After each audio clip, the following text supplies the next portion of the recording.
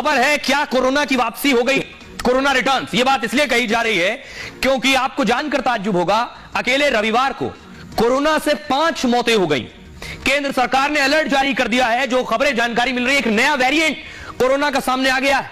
इस वेरिएंट के बारे में मैं आपको बताऊं, कोरोना का जो नया वेरिएंट है इसका नाम है JN.1। इसने दहशत बढ़ा दी है।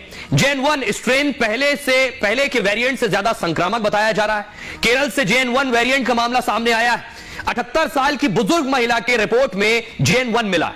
JN.1 वेरिएंट दुनिया भर में कोविड के मामले बढ़ा रहा है। सिंगापुर में हफ्ते भर में 56,000 नए केस सामने आए इसके। वर्ल्ड हेल्थ ऑर्गेनाइजेशन WHO कह रहा है वायरस विकसित हो रहा है, तेजी से बढ़ रहा है। देश में कोरोना के चलते रविवार को 5 मौतें हुई, जबकि देश में 335 नए मरीज सामने आए इसके। देश में कोरोना से अब तक 5 लाख मौत हो चुकी है। 4.5 करोड़ लोग कोरोना से संक्रमित हो चुके हैं। कर्नाटक में भी नए वेरिएंट पर अलर्ट जारी किया गया है। JN.1 को लेकर केरल में लगातार मॉनिटरिंग हो रही है। केंद्र ने बाकायदा राज्यों को एडवाइजरी जारी की है।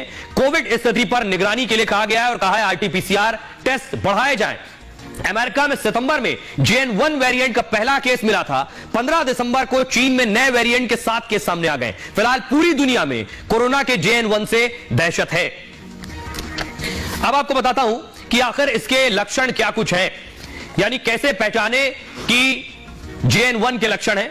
लक्षण में सबसे पहले हल्का बुखार, साथ में खांसी, नाक बंद होना, गले में खराश, नाक बहना, सिरदर्द, पेट में गड़बड़ी, श्वसन तंत्र में परेशानियां होना, ये इसके लक्षणों में शामिल है। अगर किसी को इस तरह के लक्षण हैं तो यह कहा गया है केंद्र सरकार की तरफ से कि राज्य RT-PCR टेस्ट कराएं। आइए खबरों में आगे बढ़ते हैं। बात संसद की सुरक्षा की। संसद में जो हमला हुआ उसके बाद संसद की सुरक्षा बढ़ा दी गई है। ये तस्वीरें मैं आपको दिखा रहा हूं, फुल स्क्रीन लीजिए जरा। डॉग स्क्वाड की टीम तैनात है। बाकायदा जो काले कोट में आपको नजर आ रहे हैं, खास सिक्योरिटी संसद की जो चप्पे चप्पे की सुरक्षा कर रही है और जांच कर रही है। दूसरी तरफ जो आरोपी पकड़े गए हैं उनके बारे में मैं आपको बताऊं, ये तस्वीर आप देख रहे हैं, ये नीलम जो जींद की रहने वाली थी, जो संसद के बाहर हंगामा कर रही थी, जो किसान आंदोलन में शामिल रही, पहलवानों के प्रदर्शन में शामिल थी, उसके घर जींद पहुंची है पुलिस की टीम। अगली तस्वीर में आपको दिखाऊं कि सागर से जुड़ा बड़ा खुलासा हुआ। सागर जो संसद के अंदर जिसने अटैक किया था, जो संसद में घुसकर जिसने स्मोक बम का इस्तेमाल किया था। तस्वीर दिखाइए सागर की तरह। यह है सागर।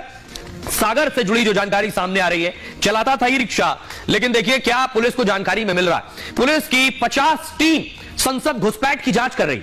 6 राज्यों में आरोपियों के घर छापेमारी हो रही है। कई आरोपियों को घर ले जाकर पूछताछ हुई है। कुछ आरोपियों को वीडियो कॉल से परिवार से जोड़ा है। आरोपी सागर की उसकी मां से भी बात कराई गई है। सागर ने कहा है मां घर में कोई दिक्कत तो नहीं, सब ठीक है। ये सागर ने मां से बात की। सागर की मां ने कहा बेटा तूने ये क्या किया?